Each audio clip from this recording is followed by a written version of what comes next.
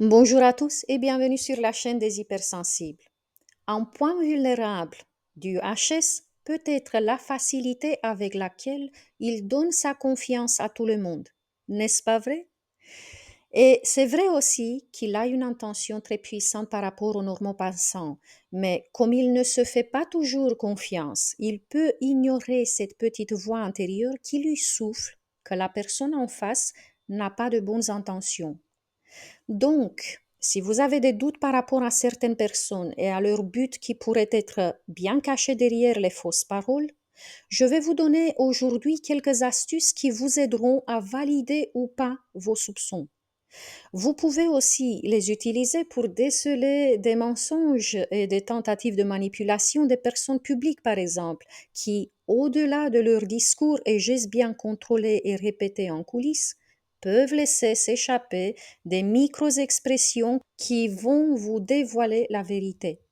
Apprenons donc à reconnaître les signaux subtils qui peuvent indiquer des intentions nocives.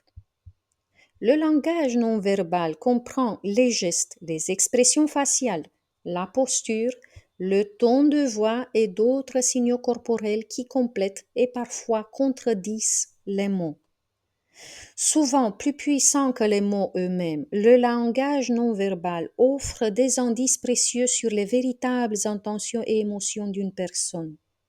Certaines expressions non verbales peuvent signaler des intentions malveillantes, telles que la tromperie, la manipulation ou l'agression. Ces signaux peuvent être subtils mais importants à reconnaître. Voici quelques-uns. 1. Gestes de contrôle.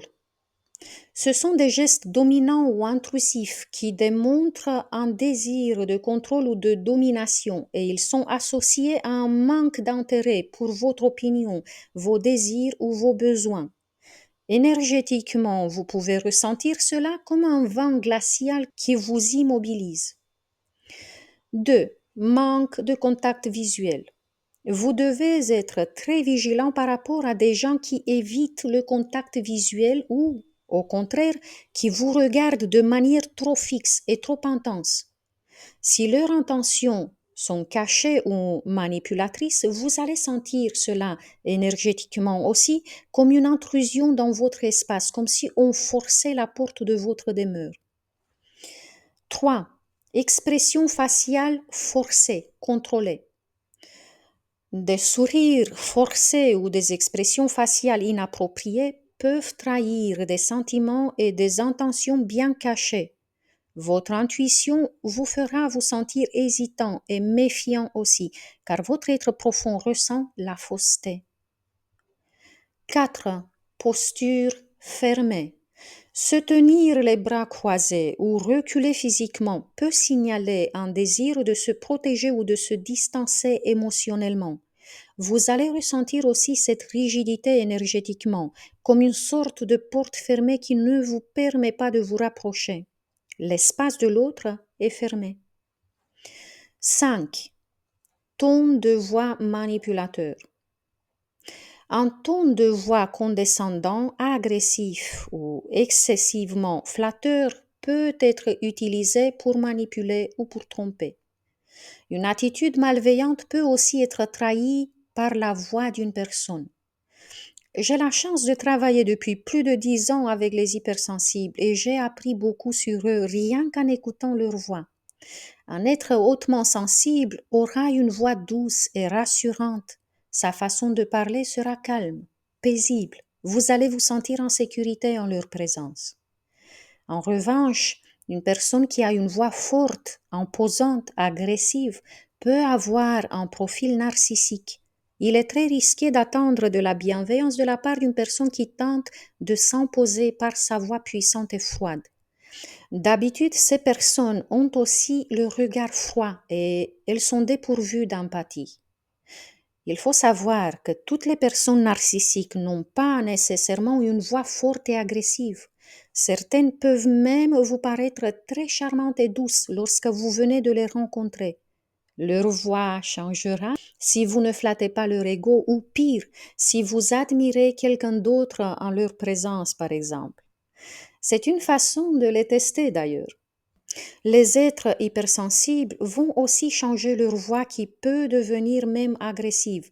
C'est lorsqu'ils sont en colère ou lorsqu'ils se sentent agressés.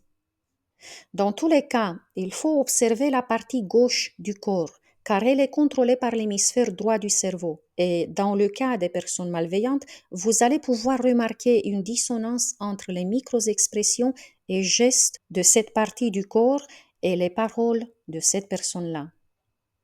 Je suis sûre qu'en étant hypersensible, vous savez écouter vos réactions émotionnelles instinctives qui sont très importantes. Si quelque chose vous semble off ou incontrôlable dans une interaction, cela peut être un signe à prendre au sérieux.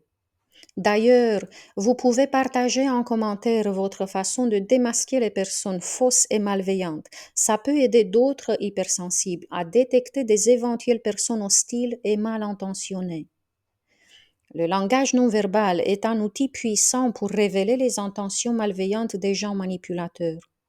En étant attentifs aux signaux subtils que notre corps et notre intuition nous envoient, nous pouvons mieux nous protéger de ces gens-là et nous pouvons aussi renforcer notre capacité à interagir de manière authentique et à identifier les relations saines. J'espère que tout cela vous a été utile. Et si c'est le cas, cliquez sur j'aime et partagez avec vos amis hypersensibles. Merci à tous d'avoir resté avec moi jusqu'à la fin. C'était Claudia Stéphane, hypnopraticienne spécialisée dans la thérapie pour les hypersensibles et les surdoués. Jusqu'à la prochaine fois, je vous embrasse tous très fort. Prenez bien soin de vous.